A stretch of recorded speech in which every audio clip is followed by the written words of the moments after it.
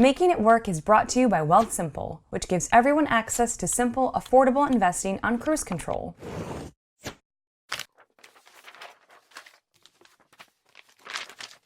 I have big savings goals. I plan to save 70,000 Canadian dollars over 6 years total, 4 of which will have included getting my undergraduate degree. This is equivalent to about 52,157 American dollars. It's a hefty goal, especially once you see my income.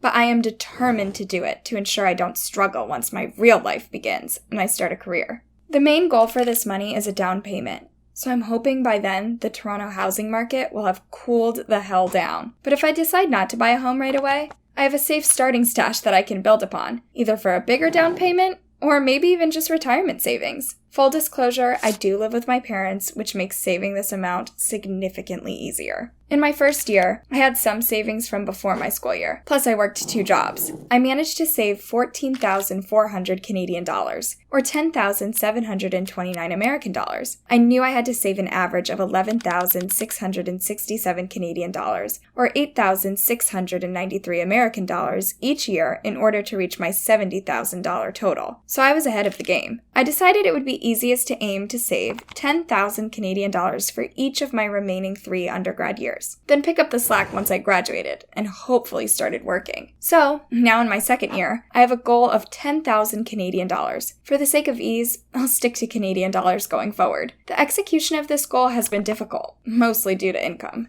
Let's get personal. I have a work-study job where I am limited to 15 hours a week. More in the summer. I make $15 an hour. After mandatory deductions, I take home $443.72 bi-weekly. In order to meet my goal, I transfer $300 every payday to my HISA, or high-interest savings account, leaving me with $143.72 bi-weekly, or $287.44 monthly, to cover expenses. Though I do live with my parents, I pay for things such as transit, almost $100 a month, groceries, and restaurant meals, and any other things I need or want, including tuition. In order to save almost 75% of my income, I've had to cut a lot of fun spending out of my life. I found the cheapest places to eat on campus, and I've tried to curb my latte habit. I also only buy clothes during good sales, and I stopped any makeup at all. I used to buy so much makeup that I was in the Sephora loyalty program's $1,000 plus yearly spending tier. But in the past 2 years,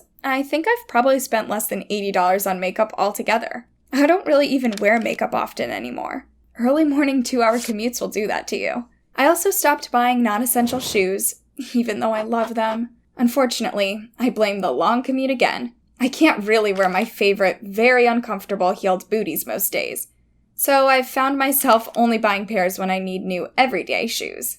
I've done a lot of complaining about my commute, but the 3 to 4 hours a day saves me the cost of living in Canada's most expensive city. I spend under $100 on transit a month, which definitely beats the cost of rent in Toronto. I've also been lucky enough to be able to set my own work schedule around the office's open hours, so I worked it out that I would only commute 4 days a week, work in the mornings, then have class in the afternoons. For the school year, I haven't been perfect, but I keep track of my contributions to my savings and what I owe myself. I'm currently sitting around $800 after some recent travel. So I've been doing a side hustle of transcribing audio files online. I'm still a little slow. It recently took me almost 3 hours to do 45 minutes of audio, but hopefully with practice, I can be more efficient. As summer approaches, I'll be able to work nearly full-time hours, so I'm upping my monthly savings contribution goal from $600 to $1,300. After those 4 months, I'll be at my $10,000 goal, but only after I have made up the $800 I owe. I'm going to do this through a lot of transcribing, more work hours, or less spending. This goal is intimidating for someone who makes little money, but it has really shaped my priorities. I don't spend money on certain things that used to be a giant part of my life, and which, frankly, I don't miss. And I feel good living off of my spending money. After transit costs, I have about $190 to spend a month, which is still a decent amount when one has no bills. So I don't really feel deprived. I go out for dinners with my friends, and I've gotten much better at spending less at restaurants. I order water to drink, and I rarely get an appetizer and an entree. One or the other is plenty. I buy clothes and shoes only when I need to replace something, and I find myself doing free or cheap hobbies, watching Netflix, reading cheap or free ebooks, and thrift shopping, to name a few. In a few months, I'll have almost 25,000 Canadian dollars, or 18,627 American dollars saved. The thought of having 70,000 Canadian dollars in my bank in just a few years is exciting. Hopefully, by sharing my massive goal, I might inspire someone else to do something similar, or at least keep myself motivated by having my goal public. Learning to stick to a budget may feel tough, but once you decide it's worth it, it can become second nature. Don't let big decisions scare you off from making the right choices for your financial future, especially when taking control of that future is simpler than ever. And WealthSimple is here to help you get started.